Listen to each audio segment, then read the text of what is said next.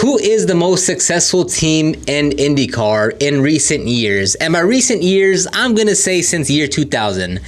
You can, if you chose to go all the way back to the kart days, that might be a separate conversation. If you go back to just, since '08 maybe, since that's when they actually split and IRL became its own thing. Let's just focus on the last 20 years to keep things, or the last 24 years to keep things super simple. So in IndyCar, as of right now, you have the big three. You have your Team Penske with Joseph Newgarden, Scott McLaughlin, and Will Power. You have Chip Ganassi Racing with 5 drivers with Kiffin Simpson, Linus Lundqvist, Scott Dixon, Alex Palou, and Marcus Armstrong. And then you have Andretti Global, which is Colton Herta, Kyle Kirkwood, Marcus Ericsson, and Marco Andretti, but that was just a one-off entry for the 500. Now, in recent times, we do have one extra. It's kind of considered Big Four, but not really because they haven't really won much, and that's Arrow McLaren. So McLaren joined in rejoined in IndyCar in 2020, and they have Pato O'Ward, Nolan Siegel, which he just signed a multi-year agreement, Alexander Rossi, and then the one-off entry of Kyle Larson for the 500. So they're kind of sometimes in talks of being like a big team because it's McLaren, and if you ever go to their races and see them in person, like they always have like the nice everything because they have the resources behind it, but they haven't really won much. If you're trying to put it in perspective of like the other big three, so I'll throw them in there just because they have the resources and it's it's the name McLaren, but the other three have actually won and are consistently winning in IndyCar, albeit they've only been in here since 2020. So maybe over the next 5 years, we'll see them really pick up the steam and get some more wins. So the way I'm gonna measure who's the most successful is simply by championship wins. Now in IndyCar, it's not like F1 where you have both the drivers the driver championship and then the constructor championship. You just have the driver, and if the driver wins, well, they win for the team, right? So in F1, Max Verstappen can win the drivers championship, but then if Perez keeps on DNFing and not getting points, they might fall to P2 in the constructors championship, right? So that's not really applicable to IndyCar because for manufacturers, there's only 2, Chevy and Honda. So for here, we're gonna stick to the championship wins, and the way you look at it can be totally different because you can look at who's won the most races, and that doesn't necessarily mean you win the most championships, right? Because as long as you accrue the most points, that's what wins you the championship, not necessarily the most wins. Although obviously the more wins you have, the more points you accumulate, but you get the point. So the one with the least amount of wins is Andretti Global. They have 4 championships, and that's come by Tony Kanaan in 2004. I'm going to mispronounce a lot of these names. I am terrible with talking in English, so I'm going to just mispronounce a lot of words, a lot of people's names. 2004, Tony Kanaan. Then you have 2005 with Dan Weldon, 2007 with Dario Franchitti, and then 2012 with Ryan Hunter-Reay. Second of most wins as far as championships go is Team Penske, and that comes with 2006 with Sam Hornish Jr., 2014 it was Will Power, 2016 with Simon Pagenaud, and 2017 with Joseph Newgarden, and then another back-to-back win for Newgarden in 2019, and then as of most recent was 2022 with Will Power. So Scott McLaughlin has not won a championship, and he's one of their drivers. And then coming in at number 1, it's going to be Chip Ganassi Racing. Now they have a bunch of wins. A lot of those are going to be through Scott Dixon, and as of most recently, it seems like Alex Palou is really picking up those championship wins.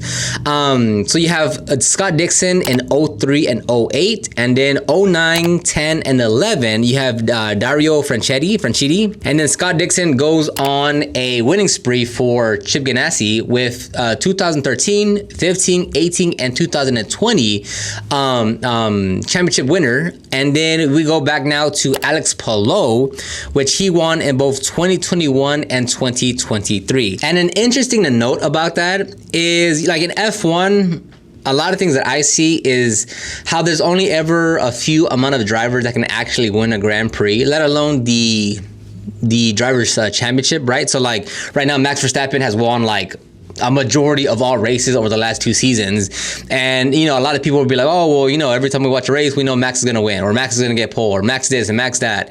And in IndyCar, you know, at least, and, you know, and this is why a lot of people like IndyCar, is that it always seems like there's a new driver that's winning, right? It's never just one driver that's being super dominant. And, you know, even this year, you had, for the opening round of St. Petersburg, you had Pato O'Ward as the winner. Granted, that was because Joseph Newgarden was disqualified. And nonetheless, Pato O'Ward won. And then Scott Dixon won the Long Beach. Scott McLaughlin won the Barber Motorsports race. And then you have Alex Palou winning the road course at the Indianapolis Motor Speedway. You have Joseph Newgarden winning the Indy 500, back-to-back winner. And then you have Scott Dixon again winning at a street course at Detroit. And then you have Will Power winning at Road America. And then just recently, you had Alex Palou yet again winning at Laguna Seca. Now again, it's cool to see different drivers winning, but if you look at what teams they belong to, it's the same team and same drivers winning either the race or the championship. And you know, I don't see that as being wrong or right. Or it's just cool to see, well, not cool to see, but it just kind of, they're almost the same thing between, you know, there's only a handful of drivers that actually win Grand Prix in Formula One, which means there's just a handful of teams that actually win. And although at face value, it seems like there's always a new driver in IndyCar at all the races, it's all but from the same 3 teams: Penske, Chip Ganassi, and then Andretti Global. Now again, like Formula One, you have 2 drivers, 2 car entries, and that's it. Whereas again, with IndyCar, you have McLaren with 3 cars, or minus that one-off entry.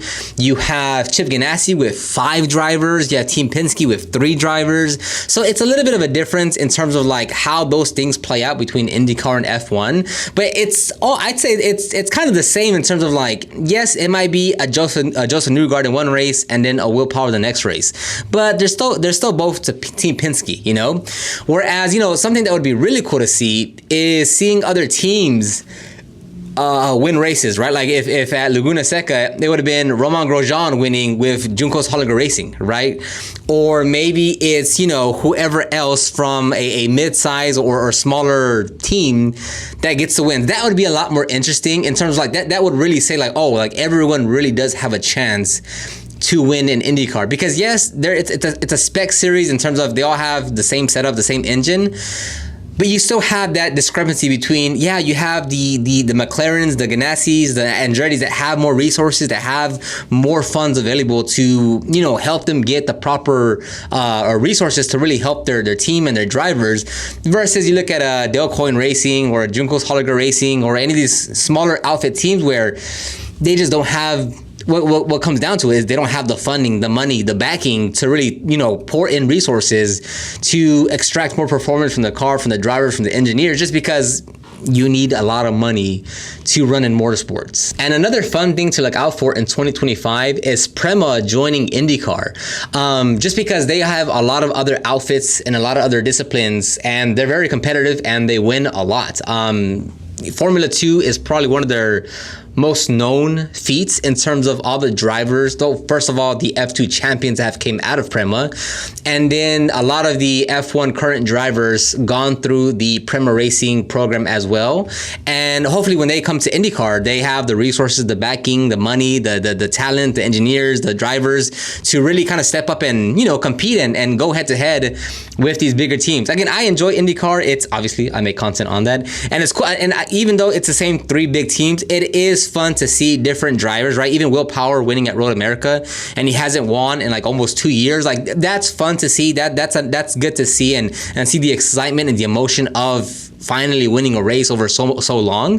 But it also really be awesome to see these other teams take some wins. And the interesting thing too is that on the grid, I think there's like 27 cars, give or take, that are racing in every event, and there's still only 10 teams, right? So, you know, in Formula One, there's 10 teams, 20 drivers, or 20 cars on the grid. And in IndyCar, there's still 10 teams, I believe, but there's like 27 cars. Again, going back to like some teams have 2 entries, some teams have 1 entry, some teams have 3 entries, some teams have 5 entries. So it's just interesting to see the difference and just how it plays out. But this video isn't meant to be long or to dive super deep into all the little details of every single race or every single winner or every single team. Just wanted to keep it light and simple. I'll talk to you guys on the next one.